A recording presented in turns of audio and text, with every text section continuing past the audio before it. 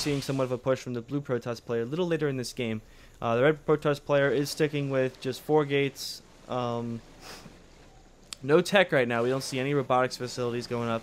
He's got his incomes okay. Both incomes are pretty even. Let me see right here. He's got the income. Yes, both incomes are very, very even right now. We're just seeing a little bit of a tech build from the blue Protoss player. And this is what's probably going to win him this game right here. Not necessarily sure if he's going to be able to pull it off, but he is doing really good defending against the red Protoss player. I think this is the furthest the blue Protoss player has pushed out. So we might see them destroying this proxy pylon right here. So good move for the Protoss player. He's going to destroy this pylon right here, and red Protoss is not in a good position right now. He is in fact building a robotics facility a little late in this game right now. We do see a possible, yes, we do see an expansion from the blue Protoss player here. Very good move for the Protoss player. He is in fact able to hold out the harassment, the rushes from this red Protoss. Still building tier 1 units. We see a couple stalkers, a couple zealots being warped in, but I just don't think it's any match against these immortals, and we're going to be seeing some more sentries in the possible future. I'm hoping. We do see Chrono Boost coming out of the Nexus. We do see a Forge now. We might be seeing some cannons be built around this expansion here. Cannons are very crucial, especially in a when it's Protoss or any match, Protoss versus Terran versus Zerg, or just versus your own race. Cannons are very, very crucial, especially when you have an expansion.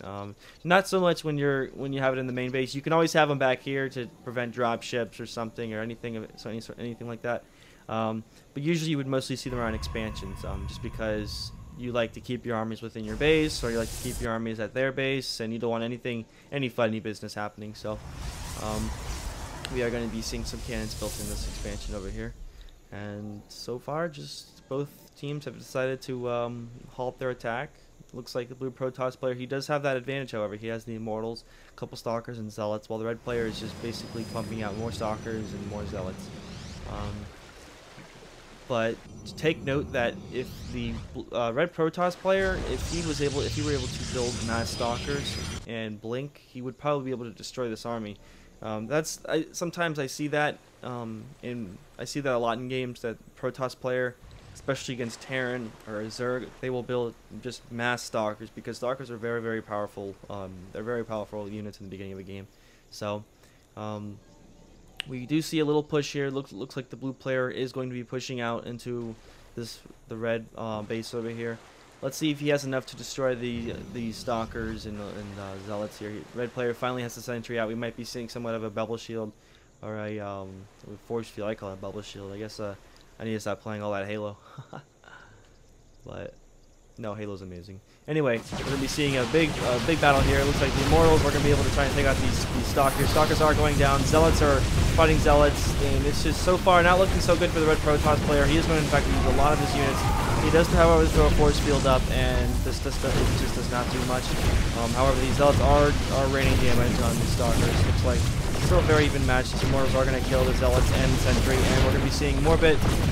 These Immortals are killing. They killed all the Stalkers and the Zealots. Very good. They're a very good push from the blue Protoss player. However, he only has 2 Immortals. I don't think he should push in right now. He does not have enough damage to defend.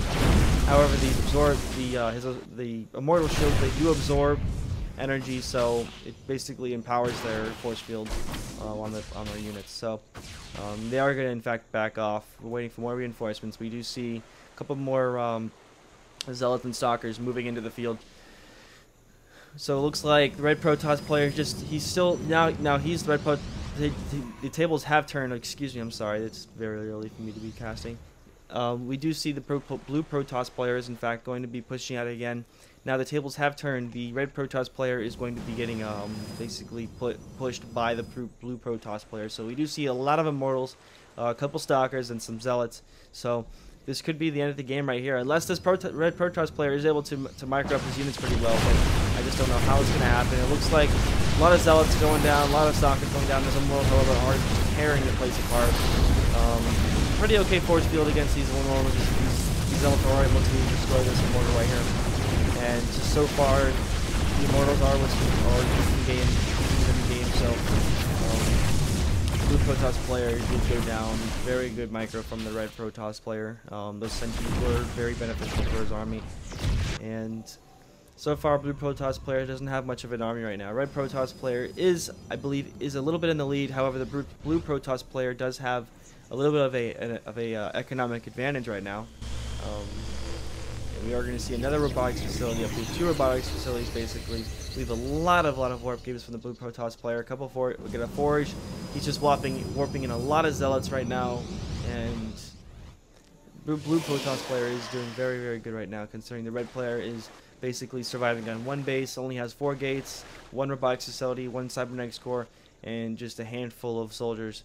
So, excuse me.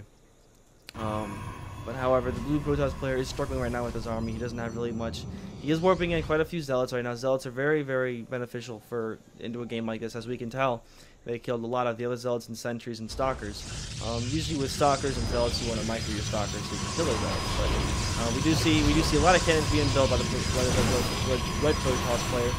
Red Protoss player is going to be able to back off, giving time for these cannons to be built. So not really good for the Red Protoss. The zealots are going to be able to destroy a lot of these other zealots here. Big battle. Looks like the Red Protoss player did not have enough. He's going to have to back off, and there he goes. He just lost his army right there.